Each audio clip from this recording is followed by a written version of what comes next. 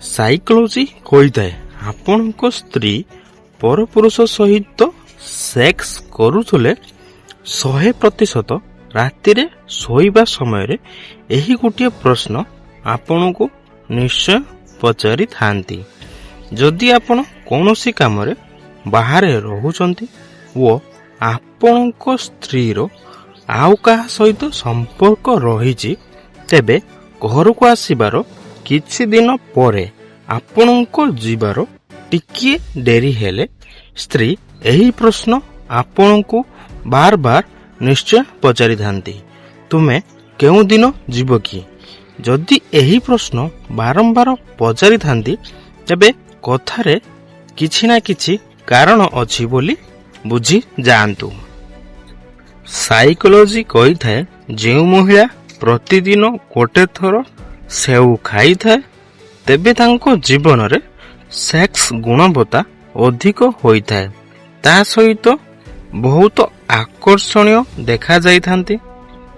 ତା ସହିତ ସେଉ ସ୍ୱାଦିଷ୍ଟ ମଧ୍ୟ ହୋଇଥାଏ ଓ ସେଉ ବାସ୍ତବରେ ସ୍ତ୍ରୀ ଓ ପୁରୁଷ ଦୁଇ ଜଣଙ୍କ ପାଇଁ ଏକ ସେକ୍ସ ବୁଷ୍ଟର ଭଳି କାମ କରିଥାଏ। ସାଇକୋଲୋଜି କହିଥାଏ ଯେଉଁ ମହିଳାମାନେ ରେଗୁଲାର ସେକ୍ସ କରିଥାନ୍ତି, ତେବେ ତାଙ୍କ ମୁହଁରେ ସୁନ୍ଦରତା ସାମାନ୍ୟ ଠାରୁ ଅଧିକ ଚମକି ଉଠିଥାଏ। ସାଇକୋଲୋଜି କହିଥାଏ ସେହି ମହିଳାଙ୍କୁ କେବେ ବି ବିବାହ କରନ୍ତୁ ନାହିଁ ଯାହାକୁ ଆପଣ ଭଲ ପାଉଛନ୍ତି, ବରଂ ତାଙ୍କୁ ବିବାହ କରନ୍ତୁ ଯିଏ ଆପଣଙ୍କୁ ଭଲ ପାଉଛନ୍ତି। ସାଇକୋଲୋଜି କହିଥାଏ ଯେଉଁମାନଙ୍କର ସାଙ୍ଗ ବହୁତ କମ୍ ଥାଆନ୍ତି, ସେମାନଙ୍କର ଆତ୍ମବିଶ୍ୱାସ ବହୁତ ଅଧିକ ହୋଇଥାଏ। ଏହା ଏଥିପାଇଁ ହୋଇଥାଏ କି କାରଣ ତାଙ୍କୁ ସାହାରା ଦେବା ପାଇଁ କେହି ନଥାନ୍ତି ଓ ସେମାନେ ଏକୁଟିଆ ଦୁନିଆ ଜିତିବା ପାଇଁ ଚେଷ୍ଟା କରିଥାନ୍ତି।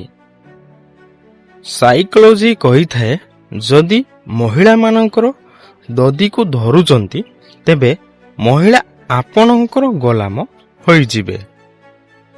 ସାଇକୋଲୋଜି କହିଥାଏ ଯେଉଁ ବ୍ୟକ୍ତି ନିଜ ଜୀବନରେ 1 ଘଣ୍ଟା ବର୍ବାଦ କରିବାର ସାହସ କରିଥାଏ, ତେବେ ସେ ନିଜ ଜୀବନରେ ମହତ୍ତ୍ୱ କେବେ ବି ଜାଣିପାରି ନଥାଏ। ସାଇକୋଲୋଜି କହିଥାଏ ଯେଉଁ ବ୍ୟକ୍ତି ନିଜ ସ୍ତ୍ରୀକୁ ବାରମ୍ବାର ଅପମାନ କରିଥାଏ, ତେବେ ସେ ଗରିବ ହେବାର ଚାନ୍ସ ସବୁଠାରୁ ଅଧିକ ଥାଏ। ସାଇକୋଲୋଜି କହିଥାଏ ଇଜ୍ଜତ କୌଣସି ବ୍ୟକ୍ତିର ହୋଇନଥାଏ, କେବଳ ଆବଶ୍ୟକତାର ହୋଇଥାଏ। ତେଣୁ ଆବଶ୍ୟକତା ଶେଷ, ଇଜ୍ଜତ ବି ଶେଷ। ଏହା ଦୁନିଆର ସତ ଅଟେ। ସାଇକୋଲୋଜି କହିଥାଏ କିଛି ଲୋକ ଆପଣଙ୍କୁ ଘୃଣା କରିବେ, ଏଥିପାଇଁ ନୁହେଁ କି ଆପଣ ଭଲ ଅଟନ୍ତି, ବରଂ ଏଥିପାଇଁ କି ଆପଣ ଅଲଗା ଅଟନ୍ତି।